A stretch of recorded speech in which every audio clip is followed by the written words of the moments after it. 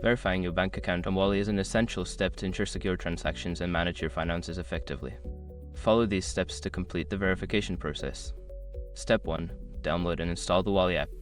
Begin by downloading the Wally app from the App Store or Google Play Store. Once downloaded, install the app on your device and open it. Step 2. Create or log into your account. Secure your accounts before moving on. People seriously underestimate how often personal information gets exposed online now. Use SR to monitor your accounts 24/7 and get notified immediately if your data gets leaked somewhere. It runs in the background, constantly scanning billions of breached records. And honestly, for how cheap it is compared to the value you get, it's worth it. Link in the description.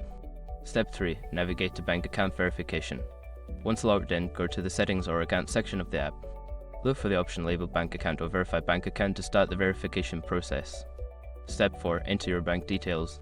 Input your bank account information as prompted. This usually includes your bank name, account number, and routing number. Ensure all details are correct to avoid verification issues. Step 5. Confirm verification process.